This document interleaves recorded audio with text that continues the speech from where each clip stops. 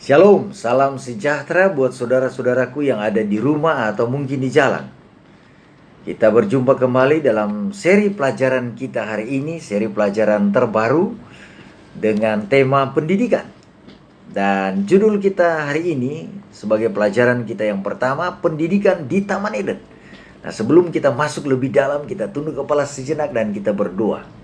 Bapa di surga, kami mohon Roh Kudus menolong kami, memberkati pelajaran yang akan kami pelajari, sehingga memampukan kami menerapkan itu dalam kehidupan kami, dimanapun kami berada, dan kepada siapapun kami berhadapan. Terpujilah Engkau Tuhan, kami sambut pelajaran-Mu dengan sukacita. Kami persembahkan doa ini hanya di dalam nama Tuhan Yesus, nama yang indah Tuhan dan Juru Selamat kami. Amin. Baik saudara-saudara, seperti yang saya sampaikan tadi bahwa kita ada dalam seri pelajaran kita yang terbaru dengan tema pendidikan. Dan judul kita hari ini yaitu pendidikan di Taman Eden. Nah, ayat tema kita diambil dalam Ayub pasal 36 ayat 22. Apa yang disampaikan di sana? Sesungguhnya Allah itu mulia di dalam kekuasaannya. Siapakah guru seperti dia itu? Nah, saudaraku, ini sebuah pengakuan tentang kehebatan dan kemahkuasaan guru kita itu, yaitu Allah itu sendiri. Siapakah guru seperti dia? Ayat ini mau menerangkan tentang bahwa kita punya guru saat ini, tapi sehebat-hebatnya guru kita yang kita miliki di dunia ini, firman Tuhan menyebutkan bahwa Allah saudara adalah guru yang sesungguhnya, guru yang akan menuntun dan menjadi berkat bagi saudara dan saya. Nah, untuk itu kita akan mempelajari pendidikan di Taman Eden itu. Nah, untuk itulah kita diajak untuk membuka buku Kejadian pasal 2 ayat 7 sampai 23. Nah, kalau saudara memperhatikan pelajaran di dalam Kejadian pasal 2 ayat 7 sampai 23, inilah sekolah kita yang pertama, ya. Sekolah yang pertama dari manusia. Dan sangat menarik saudaraku, kalau saudara melihat pelajaran atau sekolah yang pertama ini, ada 4 hal yang dia sampaikan di dalam Kejadian pasal 2 ayat 7 sampai 23 sebagai prinsip jika Anda bersekolah. Nah, itulah sebabnya kita harus mempelajari sekolah yang pertama itu. Ada 4 hal. Apa 4 hal itu? Yang pertama adalah bahwa di dalam sekolah itu harus selalu punya yang namanya guru. Ya, itu yang pertama. Kedua, bahwa di dalam sekolah itu harus ada yang namanya ruangan kelas. Yang ketiga, dalam sekolah itu harus selalu ada mata pelajaran.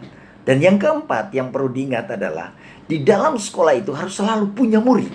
Nah, di sekolah kita yang pertama ini diinformasikan tentang itu. Kejadian pasal 2 ayat 7 sampai 23. Guru, ya, guru yang pertama di sekolah yang pertama itu adalah Allah itu sendiri. Lalu ruangan kelas adalah Taman Eden itu sendiri. Lalu pelajarannya adalah alam itu. Dan murid-muridnya adalah Adam dan Hawa itu sendiri. Ya, luar biasa. Jadi prinsipnya ada 4 hal. Ya, hal-hal yang perlu saudara ingat ketika Anda bersekolah. Ada gurunya, kemudian ada ruangan kelasnya, kemudian ada mata pelajarannya, dan ada muridnya. Dan itu terjadi di Taman Eden. Nah, yang luar biasa dari pelajaran di sekolah yang pertama kita ini adalah hubungan guru dengan murid begitu erat, begitu bersahabat, begitu harmonis. Dan apa tugas dari guru itu? Kalau saudara pelajari dalam Kejadian pasal 2 ayat 7 sampai 23 ini, gurunya memberikan pelajaran kepada mereka tentang merawat, ya, taman itu. Kemudian memberikan pelajaran untuk kepatuhan kepada guru mereka. Ini menarik saudaraku, ya. Diberikan pelajaran kepada mereka tentang bagaimana menjaga, merawat, memelihara taman itu.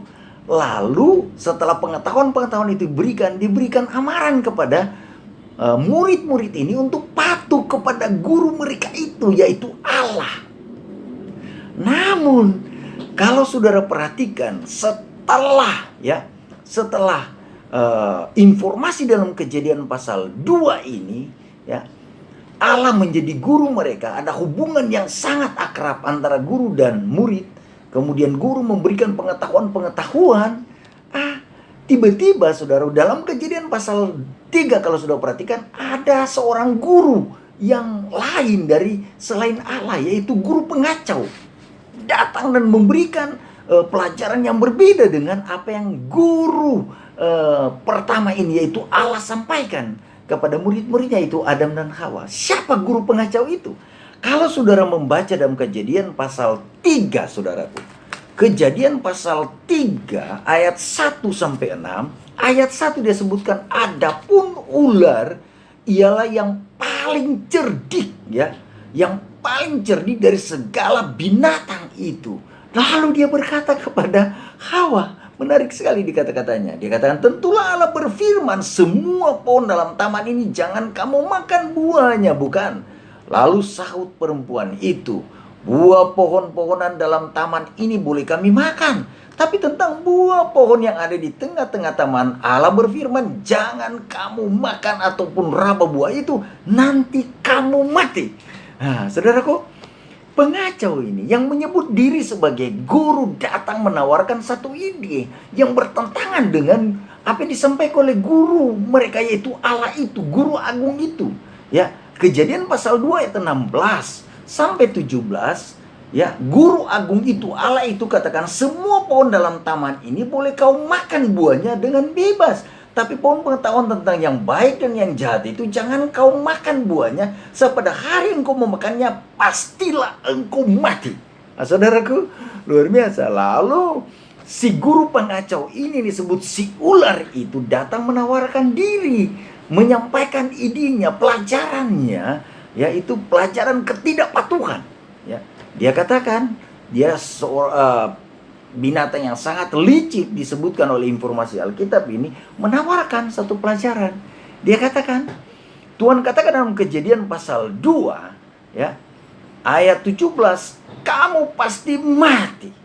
Ya, tetapi dia katakan, ya, Yesus kata, Allah katakan kamu pasti mati, Hawa katakan nanti kami mati. Luar biasa. Dan setan kata, sekali-kali kamu tidak akan mati. Ini tawaran yang disampaikan oleh si ular itu, yang licik itu, kepada Hawa. Nah, saudaraku yang saya kasihi di dalam Tuhan, ada yang missing atau yang hilang dari penyampaian Hawa kepada guru yang licik ini. Apa pesan yang hilang? Yaitu Tuhan katakan engkau pasti mati.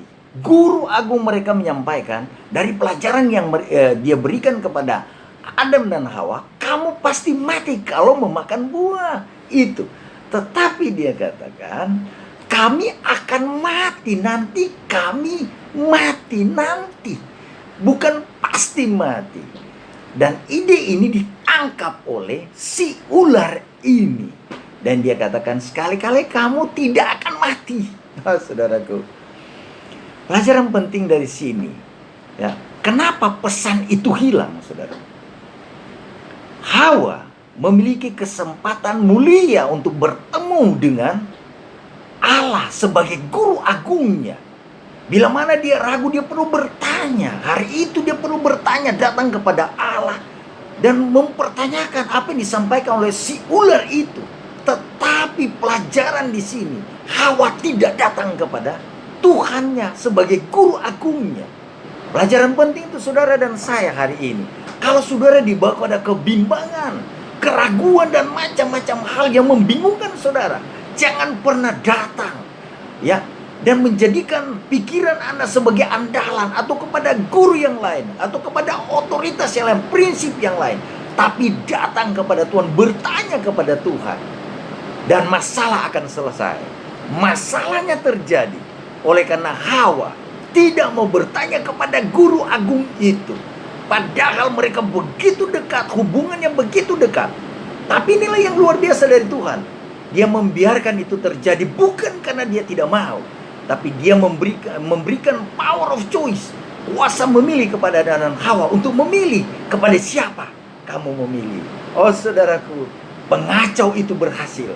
Tapi puji Tuhan, atas kebaikan Tuhan, ya akhirnya Yesus harus menjadi kurban, ya sebagai guru agung saudara dan saya. Dia akhirnya memilih untuk kurban, dan akhirnya hubungan yang putus itu, yang diputuskan oleh karena pengacau itu datang mengacaukan pikiran Adam dan Hawa. Puji Tuhan, ya akhirnya ya, guru agung itu kembali datang menyatakan kasihnya, mau membuat hubungan yang ideal kembali, mau membuat hubungan yang hilang itu untuk kembali dimiliki oleh Adam dan Hawa. Apa yang akhirnya dia buat? Dia datang menjadi penebus bagi Adam dan Hawa, menjadi penebus bagi manusia. Pelajaran hari ini saudaraku, mau disampaikan oleh pelajaran ini bahwa itu memang sudah pernah hilang, tapi guru agung itu, Yesus, kembali membuat hubungan dengan saudara dan saya. Dengan yang hilang itu, kita kembali boleh berhubungan langsung dengan Tuhan. Seperti di tanaman Eden, Adam dan Hawa berhubungan langsung dengan Tuhan. Prinsip langsung itu hari ini, ya, ketika Yesus mati di kayu salib, terjadilah hubungan itu kembali. Apa yang boleh saudara buat dari prinsip hubungan, ya, yang terjadi antara Adam dan Hawa dan Allah mereka sebagai guru agung, yang terjadi hari ini kepada saudara dan saya? Apa itu? Yaitu hubungan langsung dengan Tuhan. Kita boleh lakukan itu melalui doa, pelayanan, dan belajar yang terus menerus terhadap firman Tuhan. Hubungan langsung itu kembali tercipta. Oh saudaraku, itu semua karena kebaikan guru agung kita. Oh saudaraku, kepada guru siapa lagi saudara dan saya harus meminta nasihat dan pertolongan? Pelajaran ini mau memberikan nasihat kepada kita. Mungkin di dunia ini banyak guru yang luar biasa, tapi pelajaran hari ini kita harus datang kepada Tuhan sebagai guru agung saudara dan saya. Kenapa? Karena itulah otoritas tertinggi kita, ya. Firman Tuhan, ya, itulah otoritas kita. Firman Tuhan itu adalah milik Tuhan itu, guru agung kita. Dia sampaikan kepada kita agar kita percaya, patuh kepada apa yang difirmankan. Saudaraku, saya mau katakan, bila mana saudara dan saya meremehkan otoritas itu, itulah yang akan terjadi kepada saudara seperti yang terjadi kepada Adam dan Hawa. Hubungan yang begitu akrab diputus oleh karena dia meremehkan otoritas, yaitu firman yang disampaikan oleh Tuhan kepadanya.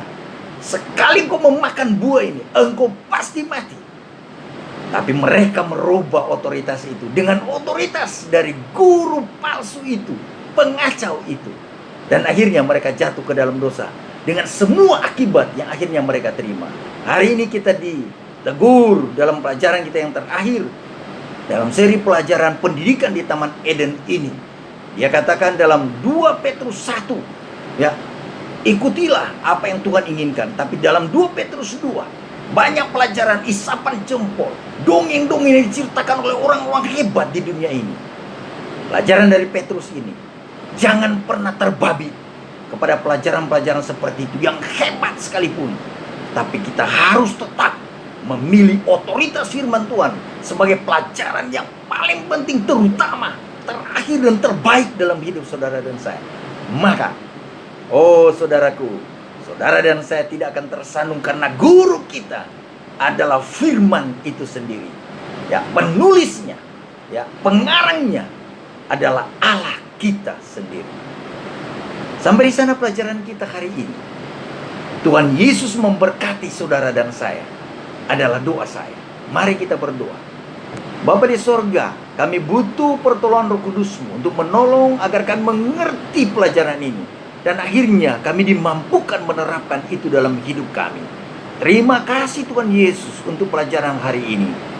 Kami persembahkan doa ini hanya di dalam nama Tuhan Yesus, nama yang indah, Tuhan dan Juru Selamat kami. Amin. Terima kasih saudara-saudara sudah mengikuti pelajaran kita hari ini. Tuhan Yesus memberkati saudara-saudara.